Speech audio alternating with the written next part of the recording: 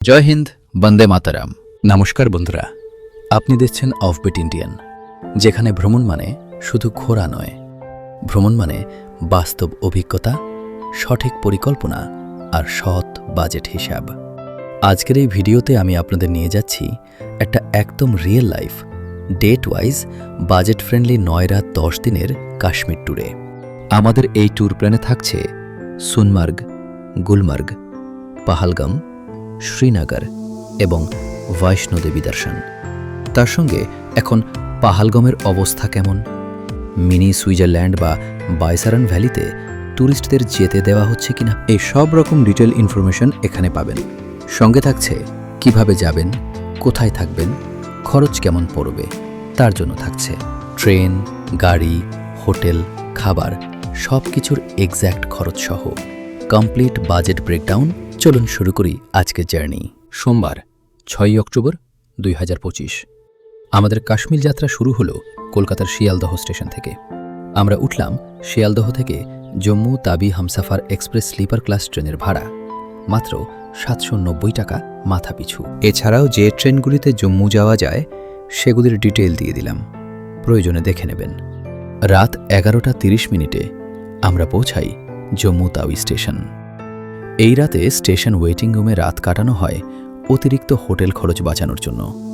ভ্রমণে বাজেট বাঁচাতে এই ছোট সিদ্ধান্তগুলোই সবচেয়ে বড় ভূমিকা নেয়। ভোরবেলা জম্মু স্টেশন এরিয়া থেকেই আমরা বুক করি 7 সিটের টয়োটা ইনোভা প্রাইভেট কার।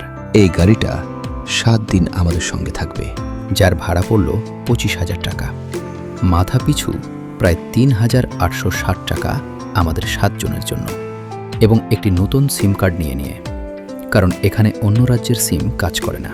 দুপুর 2টো নাগাদ পৌঁছে ডাল চক এরিয়ার ডাল লেকের ঠিক পিছনে একটি হোটেলে চেক ইন করি 4 দিনের জন্য।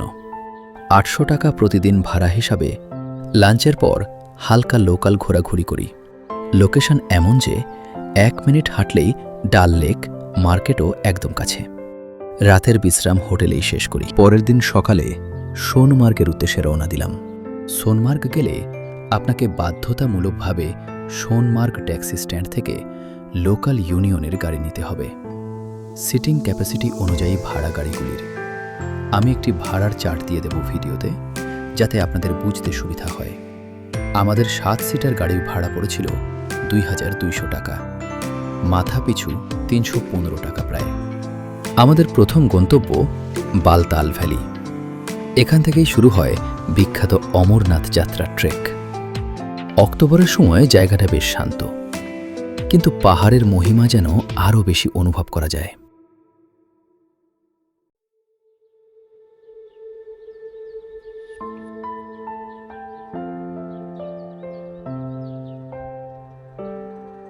আজ কাশ্মীরের প্রথম বরফের দেখা। 0 পয়েন্ট, বরফ, আকাশ আর নিস্তব্ধতা। বালতাল ছাড়িয়ে আমরা পৌঁছাবো ট্যুরের সবচেয়ে রোমাঞ্চকর স্পট 0 পয়েন্ট। অক্টোবর মাসেও এখানে ঠান্ডা হাওয়া কাঁপিয়ে দেয়।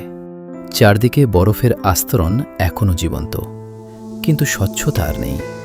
পাহাড়ি মাটি গলে বরফের আস্তরণ কালো হয়ে গেছে।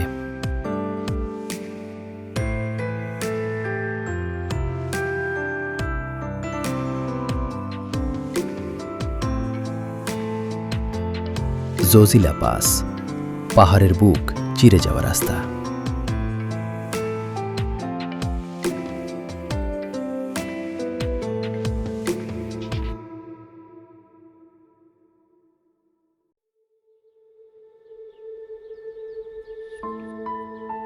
জোজিলা ওয়ার মেমোরিয়াল, ভারতীয় সেনাদের আত্মত্যাগের স্মৃতি। কাশ্মীরের অতুলনীয় সৌন্দর্যের মাঝে মাত্র কয়েক কিলোমিটার দূরে দাঁড়িয়ে আছে এক ইতিহাস, জোজিলা ওয়ার মেমোরিয়াল। এই জায়গা শুধু পর্যটন স্পট নয়, এটা ভারতীয় সেনাদের সাহস, ত্যাগ আর জয়ের এক জীবন্ত সাক্ষী। 8,780 ফুট উচ্চতায় জোজিলা পাশের পাদদেশে তৈরি এই ওয়ার মেমোরিয়াল মূলত 1948 সালের ইন্দো পাক যুদ্ধের বীর শহীদদের সম্মান জানাতে নির্মাণ করা হয়েছে। এই যুদ্ধের সময় ভারতীয় সেনা ও 4th কুমাউন রেজিমেন্ট অসম্ভব প্রতিকূল পরিবেশে জোজিলা পাস দখল করে ফেলে। যাকে বলা হয় অপারেশন বাইসন। সন্ধ্যায় ফেরা শ্রীনগর। পরের দিন আমরা বেরিয়ে পড়লাম গুলমার্গের পথে। গুলমার্গের রাস্তা জুড়ে শুধু পাইন জঙ্গল আর সবুজের কার্পেট। রাস্তার দুই পাশে মেঘ ভেসে বেড়ায়। মনে হবে যেন সিনেমার একটি ফ্রেমের মধ্যে দিয়ে আপনি চলেছেন। গুলমার্গে পৌঁছে গাড়ি পার্ক করার পর প্রথম চোখে পড়ে বিশাল সবুজ গলফ গ্রাউন্ড।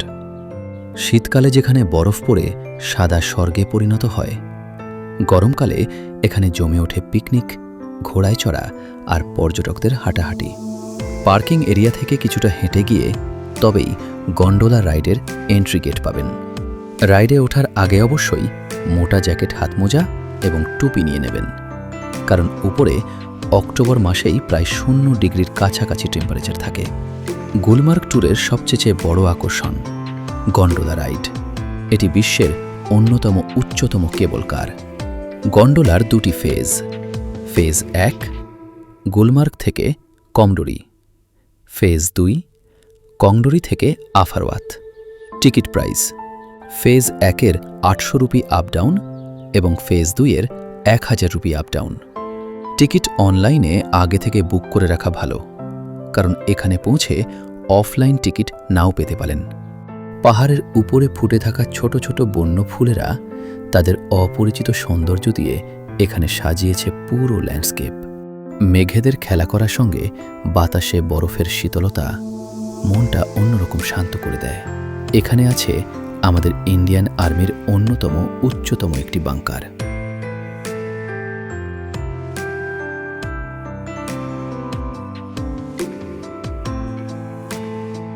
তো উপরে উঠে নিচে মেঘের চলাচল দেখা, এই অনুভূতি ভাষায় বোঝানো যায় না। এরপর আবার শ্রীনগর ফেরার পালা।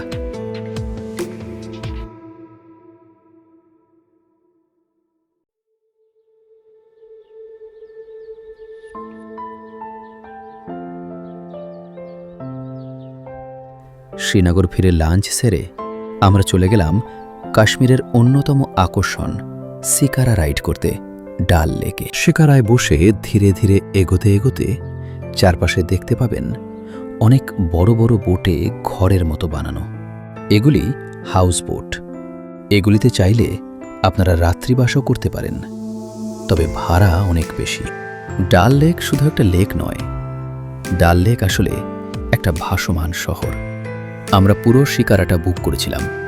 4 জনের বসার ব্যবস্থা ছিল, যার ভাড়া পড়েছে 2800 টাকা 2 ঘন্টার জন্য।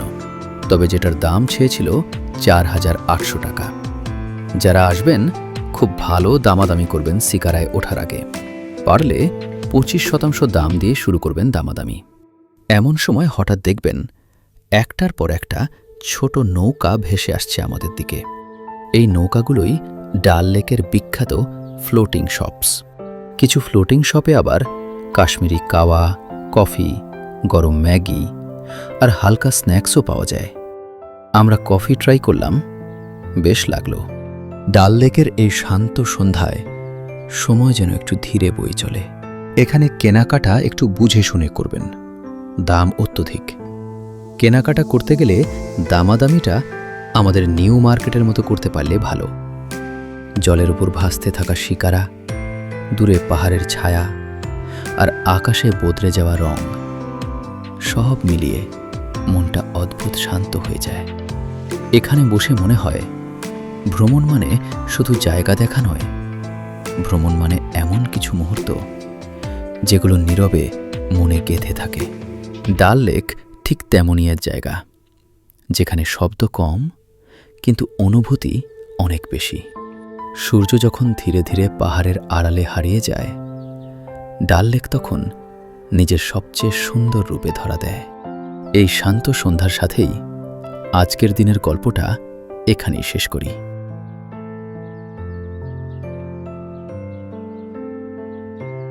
সবশেষে ডাল লেকের সফর সেরে ডিনার করে হোটেলে ফেরার পালা।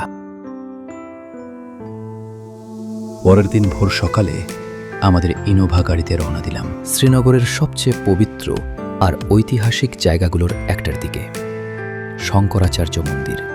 শ্রীনগর সিটি থেকে শঙ্করাচার্য মন্দিরের দূরত্ব প্রায় 11 কিলোমিটার। এই মন্দিরটা সমুদ্রপৃষ্ঠ থেকে প্রায় 6000 ফুট উঁচু পাহাড়ের চূড়ায় অবস্থিত। এই পাহাড়টিকে প্রাচীনকালে বলা হতো গোপাদ্রি পাহাড়। বিশ্বাস করা হয় আদি শঙ্করাচার্য 8ম শতকে এখানে ধ্যান করেছিলেন, আর তার নাম থেকেই এই মন্দিরের বর্তমান নাম। শঙ্করাচার্য মন্দির থেকে নেমে আমরা গেলাম আরেকটা ঐতিহাসিক স্থাপনায়, পারিমহল। পারিমহল তৈরি করেছিলেন মুঘল সম্রাট শাহজাহানের পুত্র দারাশিকো। পারিমহলে প্রবেশের জন্য এন্ট্রি ফি সাধারণত 20 থেকে 30 টাকা। এরপর আমরা গেলাম শ্রীনগরের আরেকটি ঐতিহাসিক মুঘল গার্ডেনে, চশমে শাহী। চশমে শাহী গার্ডেন তৈরি করেছিলেন মুঘল সম্রাট শাহজাহান 7ম শতকে তার পুত্র দারাশিকোর। মুঘল গার্ডেন ঘোরার পর আমরা গেলাম কাশ্মীরের লোকাল আপেল বাগানে। চারদিকে সারি সারি আপেল গাছ, গাছে ঝুলে থাকা লাল টাটকা আপেল দেখতেই মন ভরে যায়। তবে বাগান মালিককে জিজ্ঞেস না করে নিজে থেকে আপেল ছিঁড়বেন না, ধরা পড়লে ফাইন ভরতে হতে পারে। আপেল বাগান দেখে আমাদের ইনোভা গাড়িতে করে আমরা রওনা দিলাম পাহালগামের উদ্দেশ্যে। নদীর ধারে শান্ত সন্ধ্যা। সন্ধ্যায় পহলগাম পৌঁছে হোটেল নিতে খরচ হল রুম প্রতি 1000 টাকা ডে। পরের দিন সকালে বের হলাম। আরু ভ্যালি, খোলা সবুজ মাঠ। পহলগামে ঘুরতে এখানকার লোকাল ইউনিয়নের গাড়ি নিতে হয়, যার খরচ 2000 টাকা লাগলো একটি মারুতি ওমনি গাড়ির জন্য। আমরা 7 জন ছিলাম, তাই মাথা পিছু খরচ পড়ল প্রায় 275 টাকা। অরু ভ্যালি ট্রেকিং, ক্যাম্পিং এবং প্রকৃতি প্রেমীদের জন্য স্বপ্নের জায়গা। বিস্তীর্ণ প্রান্তর, পাইন আর দেবদারুর বন আর দূরের পাহাড়, সবকিছুই এক কথায় মনোমুগ্ধকর। ঝর্ণার ঠান্ডা জলে কানে আসে টুংটাং শব্দ, মুহূর্তেই মনটা শান্ত হয়ে যায়। সূর্যের আলো জলের ফোঁটায় পড়লে মনে হয় রূপোর মতো ঝিলমিল করছে। ঝর্ণা থেকে নামা ছোট নদীটা পুরো ভ্যালিটাকে আরও জীবন্ত করে তোলে। পাথরের ওপর বয়ে যাওয়া স্রোত যেন পোস্টকার্ডের দৃশ্য। এখানকার সবুজ ঘাসের বিস্তীর্ণ ভূমি যেন প্রকৃতির নরম গালিছা। পায়ের নিচে চাপা দিলেই মোলায়েম অনুভূতি বুঝবেন, যারা সত্যিই প্রকৃতিকে অনুভব করতে চান। অরুর ঝর্ণা, নদী আর তৃণভূমি মাত্র কয়েক সেকেন্ডেই আপনাকে প্রকৃতির গভীরে হারিয়ে দেবে।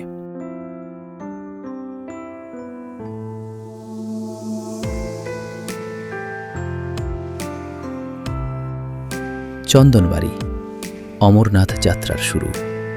এরপর আমরা পৌঁছাই চন্দনবাড়িতে। কাশ্মীরের পাহাড়ি সৌন্দর্যের মাঝে দাঁড়িয়ে থাকা এক অপূর্ব জায়গা, যেখান থেকে শুরু হয় ঐতিহাসিক অমরনাথ যাত্রা। চন্দনবাড়ির সৌন্দর্য আরও বাড়িয়ে দেয় এখানকার নীলচে নদী। পাথরের ভেতর দিয়ে দ্রুত বয়ে যাওয়া ঠান্ডা স্রোত যেন পুরো ভ্যালিটাকে জীবন্ত করে তোলে। অক্টোবর মাসে এখানে আসার আলাদা আনন্দ। হিমেল হাওয়া, পরিষ্কার আকাশ আর শরতের মোলায়েম রোদ, ট্রেকিংয়ের জন্য পারফেক্ট সময়। চন্দনওয়ারির এই ট্রেকিং রুট সত্যিই এক অনন্য অভিজ্ঞতা। জীবন্ত গ্লেশিয়ার, কাঠের সেতু আর পাহাড়ি হাওয়া মিলিয়ে এক পোর অ্যাডভেঞ্চার। এখানে ইতিমধ্যেই অমরনাথ যাত্রার প্রস্তুতি শুরু হয়ে গেছে। ঘোড়াগুলো পিঠে মাল বোঝাই করে চলছে। এরপর যাত্রা আমাদের নিয়ে আসে স্বপ্নময় বেতাবো ভ্যালিতে, যার নাম এসেছে বিখ্যাত বলিউড সিনেমা বেটাব থেকে। এখানে প্রবেশ মূল্য প্রায় 100 রুপি প্রতি ব্যক্তি। ছোটদের জন্য 50% ডিসকাউন্ট। চারদিকে পাইন গাছ, উঁচু পাহাড় আর মাঝ দিয়ে বয়ে চলেছে লিডার নদী। সবশেষে রাস্তার দুপাশের সৌন্দর্য উপভোগ করতে করতে রওনা দিলাম হোটেলের উদ্দেশ্যে।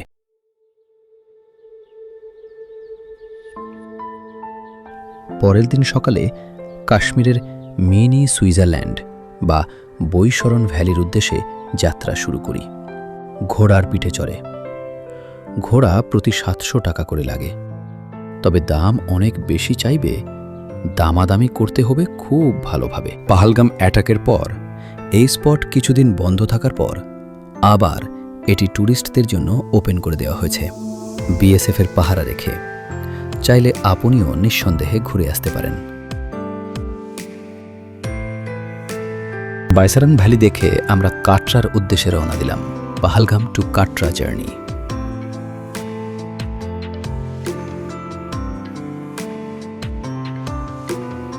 কাটরা পৌঁছে হোটেল নিতে আমাদের খরচ পড়ল রুম প্রতি 700 টাকা প্রতিদিন। তবে চাইলে আপনি অনেক কমেও রুম বা ডরমেটরি ও বুক করতে পারেন। কাটরা পৌঁছানোর পর পরের দিন ভোরে বৈষ্ণোদেবী দর্শনের জন্য মন্দিরের আইডি কার্ড বা পর্চি করাতে হবে, যার কাউন্টার কাটরা মোড়ে আছে। আগের দিন রাতে তার জন্য আপনার যে কোনো গভর্নমেন্ট আইডি সহ লাইনে দাঁড়াতে হবে। আজ ভ্রমণ নয়, আজ বিশ্বাসের যাত্রা। এই যাত্রা শুধু শরীরে নয়, মনেরও।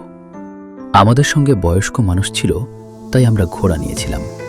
তবে আপনারা চাইলে হেঁটেও যেতে পারেন। হর্স রাইডিং শুধুমাত্র উপরে যাওয়ার জন্য 1200 টাকা প্রতি ঘোড়া পড়েছিল। তবে ফেরার সময় আমরা হেঁটেই নেমেছি। এখানে চাইলে আপনি পালকি বা হেলিকপ্টারও নিতে পারেন। দর্শনের পর এক অদ্ভুত মানসিক শান্তি। রাত কাটরা। পরের দিন সকালে আমরা হোটেলে চেক আউট করে একটি অটো বুক করি এবং রওনা হই কাটরা স্টেশনের উদ্দেশ্যে। কাটরা থেকে আমরা হেমকুণ্ড এক্সপ্রেস স্লিপার ফেয়ার 275 টাকা উঠে চণ্ডীগড় নামি। কারণ কাটরা থেকে সরাসরি কলকাতার ট্রেন নেই, সেই জন্য হয় আপনাকে জম্মু বা চণ্ডীগড় যেতে হবে কলকাতার ট্রেনের জন্য, এবং চণ্ডীগড় থেকে নেতাজি এক্সপ্রেস ধরি কলকাতার উদ্দেশ্যে রওনা দিতে হবে, যার স্লিপার ক্লাসের ভাড়া 700 টাকা। আমাদের চ্যানেলে চ্যাপ্টার ওয়াইজ কাশ্মীরের প্রত্যেকটা ভিডিও আলাদা পেয়ে যাবেন, প্রয়োজনে দেখে নেবেন। তো বন্ধুরা, আজ এখানেই শেষ হলো অফবিট ইন্ডিয়ানের 8 রাত 9 দিনের কাশ্মীর জার্নি। একদম বাস্তব, একদম সৎ বাজেট হিসাব সহ আজকের কমপ্লিট কাশ্মীর বাজেট ট্যুর। যদি ভিডিওটি ভালো লেগে থাকে তাহলে লাইক করুন, কমেন্ট করে জানান কোন জায়গায় যেতে চান পরের বার। আর সাবস্ক্রাইব করতে ভুলবেন না আমার চ্যানেল অফবিট ইন্ডিয়ান, যেখানে আমরা খুঁজে বের করি ভারতের অফবিট জায়গা, সংস্কৃতি আর লুকিয়ে থাকা সৌন্দর্য। চলুন তাহলে আবার দেখা হবে আরেকটা নতুন ট্রাভেল গল্প নিয়ে। Till then, take care and keep exploring.